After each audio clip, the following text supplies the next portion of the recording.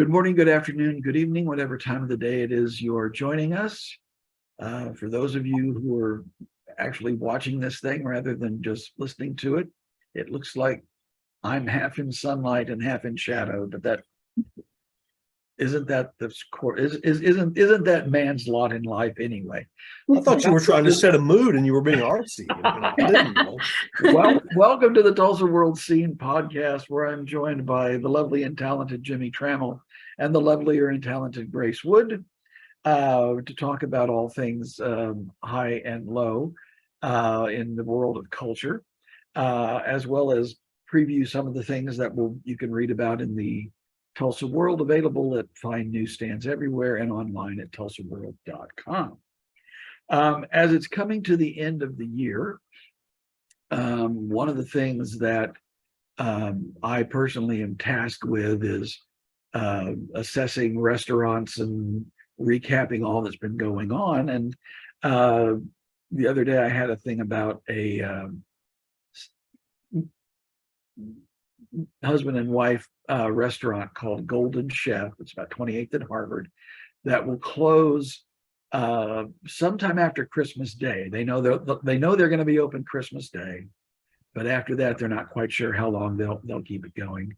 And it's a little. It used to be a Taco Tico, for those of you who remember those, or maybe it was a Taco Mayo. Anyway, the tacos were involved beforehand.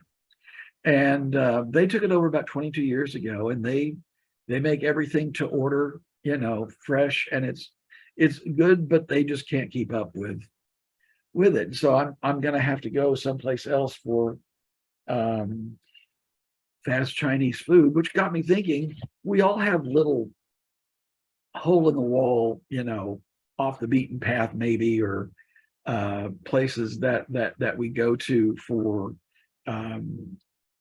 maybe a guilty pleasure meal, or maybe just, a pleasure meal. This Golden Chef was one that I would go to a lot, especially if I wanted a dish called Singapore noodles, which, if you're not familiar with it, it's rice noodles that are stir-fried with carrots and cabbage and onions, and I usually get it with shrimp.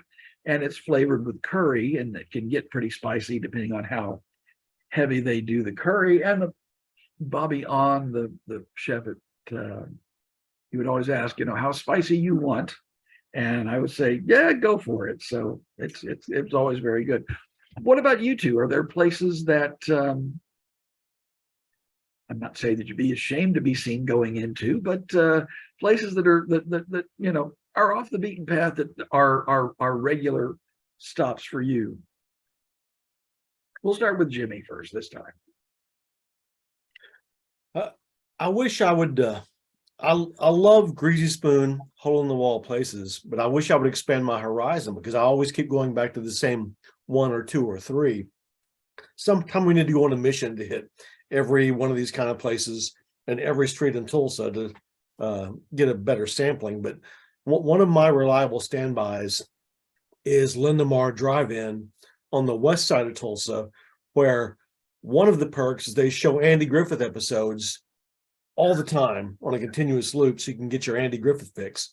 And two, I just think they make the best chicken basket I've had in Tulsa. An old school chicken basket with gravy. You can dip the fries, the chicken, and I wish it was closer, because it's the far point of the universe for me to go to West Tulsa. But I do love it when I go.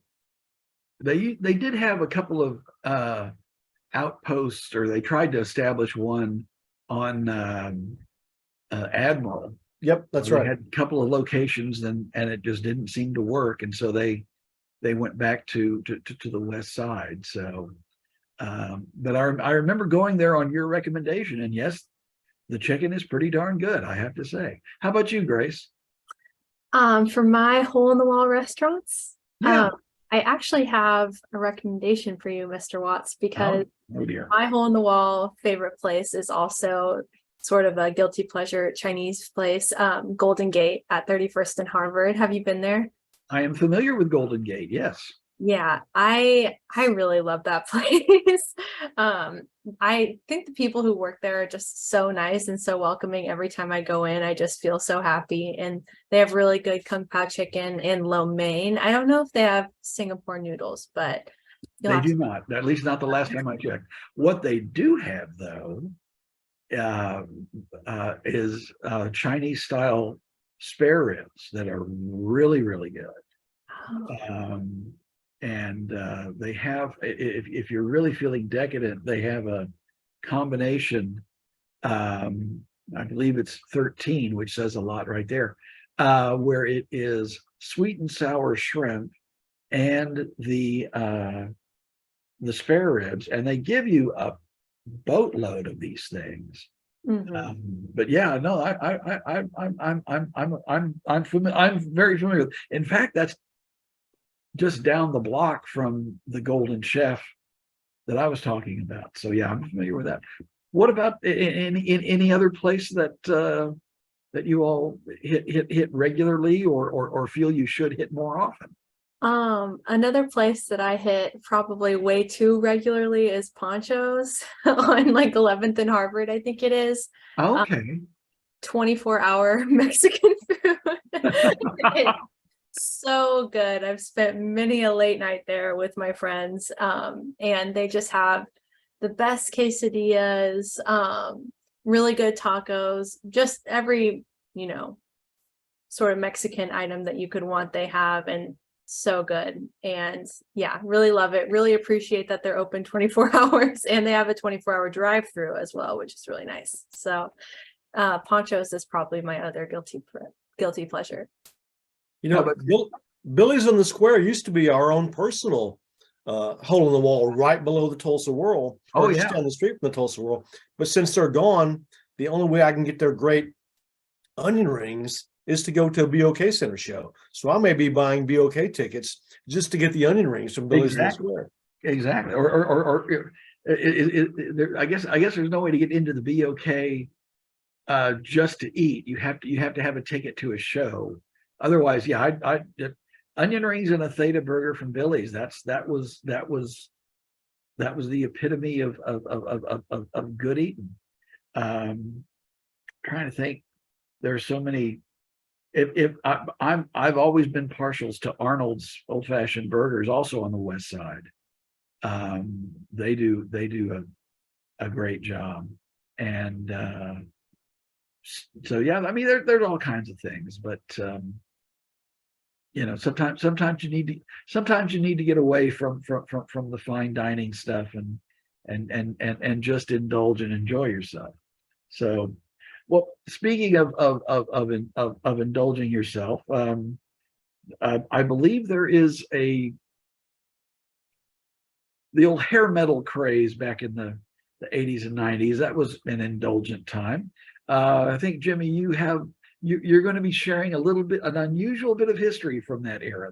Yeah, Yeah. we'll just tease a story that's going to be in Friday's Tulsa World, and that one of the MTV era quote unquote hair metal bands, and they hate that term because it means they're more about the hair than the music. But we'll use it anyway, one of the 80s MTV hair metal bands has some Oklahoma ties. And I don't think people are aware of these ties. I certainly wasn't when I found out about it. But this band has a new album. It gave me an excuse to talk to the vocalist in this band. And on Friday, we're going to reveal who this hair metal band is and what those Oklahoma ties are. Okay. Well, yeah, speaking of local ties, it wasn't long ago. I guess it was right after Thanksgiving. We had the Small Business Saturday, and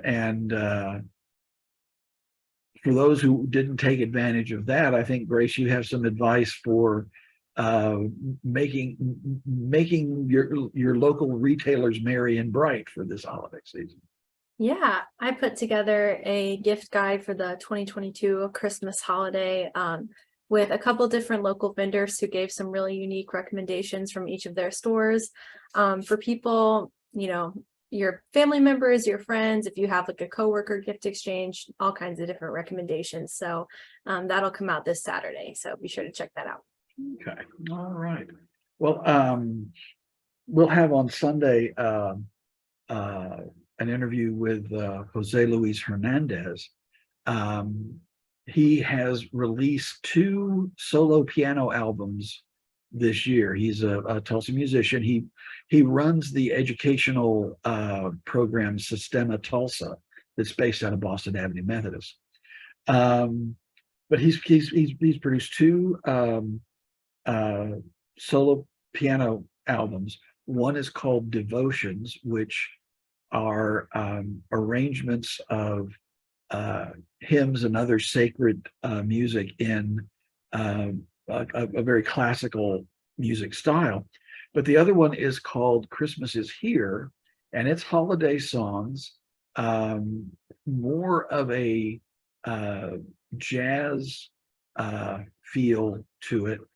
And the interesting thing about that album, or one of the interesting things, is that it was recorded here in Tulsa at the church studio using the Yamaha piano formerly owned by Dan Fogelberg, that I believe is the piano you hear on Dan Fogelberg's Christmas song, Same Old Lang Syne, that pops up usually late at night on radio stations that have been playing Christmas music since Halloween.